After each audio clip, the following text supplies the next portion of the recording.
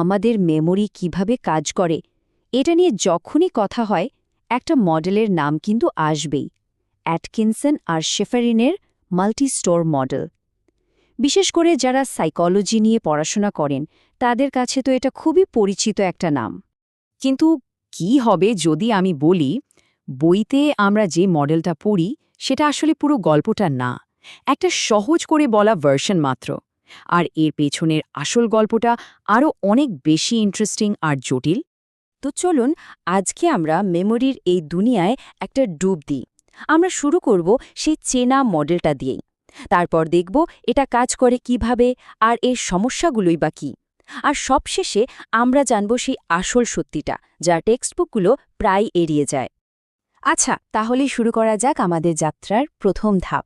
আমরা প্রথমেই সেই ভার্সনটা নিয়ে কথা বলবো যেটা প্রায় সব সাইকোলজি কোর্সের শুরুতেই পড়ানো হয়, মানে আমাদের সবার চেনা সেই মডেলটা। এই মডেলটা যে কতটা প্রভাবশালী তা শুধু একটা তথ্য দিলেই বোঝা যাবে। ভাবুন তো, 1968 সালের অরিজিনাল পেপারটা 11,000-এরও বেশি বার সাইট করা হয়েছে। 50 বছরেরও বেশি সময় পরেও এটা এখনও প্রাসঙ্গিক। তো এই বিখ্যাত মডেলটা ঠিক কীভাবে কাজ করে, পাঠ্য বই আমাদের কি বলে, চলুন মেমোরির সেই সহজ 3 ধাপের জার্নিটা একবার দেখে নিই। এই যে ডায়াগ্রামটা, এটাই হলো মডেলটার মূল কাঠামো।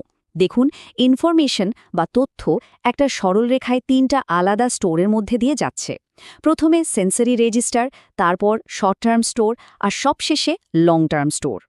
একটা মেমোরির পুরো জার্নিটা এই 3টা ধাপে হয়। ধরুন, প্রথমে আমাদের চোখ, কান মানে ইন্দ্রিয়গুলো চারপাশ থেকে তথ্য নিল। এই তথ্যটা সেন্সরি রেজিস্টারে 1 সেকেন্ডেরও কম সময়ের জন্য একটা স্ন্যাপশটের মতো থাকে। যদি আমরা মনোযোগ দিই তাহলেই কেবল সেটা শর্ট টার্ম স্টোরে যায়। এটাকে ভাবতে পারেন একটা অস্থায়ী নোটপ্যাডের মতো। আর তারপর বারবার মনে করার চেষ্টা করলে বা রিহার্সালের মাধ্যমে সেই তথ্যটা চলে যায় লং টার্ম স্টোরে, আমাদের পার্মানেন্ট আর্কাইভে।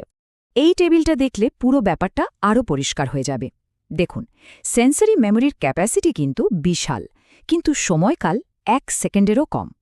অন্যদিকে শর্ট টার্ম মেমোরি মাত্র 5 থেকে 9টা জিনিস ধরে রাখতে পারে, তাও বড়জোর 30 সেকেন্ডের জন্য। আর লং টার্ম মেমোরি, সেটার ক্যাপাসিটি আর সময়কাল দুটোই বলা যায় আনলিমিটেড।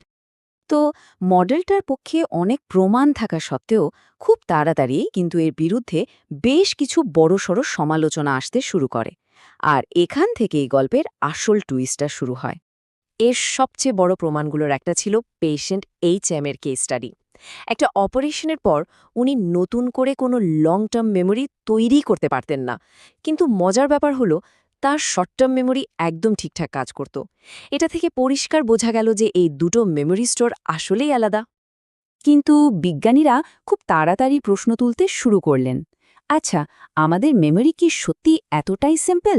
তারা বলতে লাগলেন, শর্ট টার্ম বা লং টার্ম মেমোরি কোনোটাই একটা সিঙ্গেল স্টোর না, বরং এর ভেতরে আরও অনেক জটিল পার্টস আছে।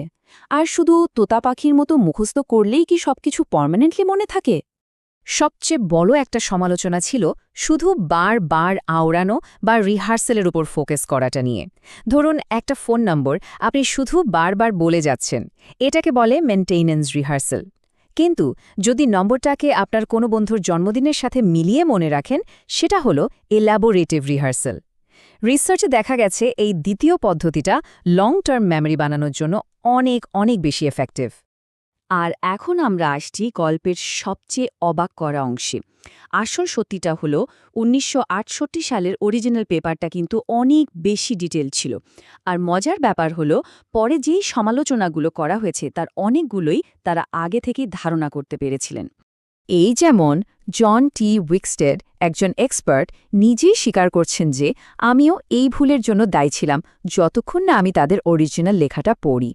এটা কিন্তু খুব বড় একটা কথা, মানে আমরা প্রায়ই আসল সোর্সটা না পড়ে শুধু সারসংক্ষেপের উপর ভরসা করি। আর এখানেই আসল সারপ্রাইজটা, ওয়ার্কিং মেমোরি। এই টার্মটা তো আমরা প্রায়ই অ্যাটকিনসন শিফরিন মডেলের একটা আপগ্রেড হিসেবে পড়ি, তাই না? কিন্তু শুনলে অবাক হবেন, অ্যাটকিনসন আর শিফরিন নিজেরাই এই শব্দটা তাদের 1968 সালের পেপারে ব্যবহার করেছিলেন। তারা শর্ট টার্ম মেমোরিকে শুধু একটা স্টোর রুম হিসেবে দেখেননি, বরং একটা অ্যাক্টিভ ওয়ার্কস্পেস হিসেবেই দেখেছিলেন।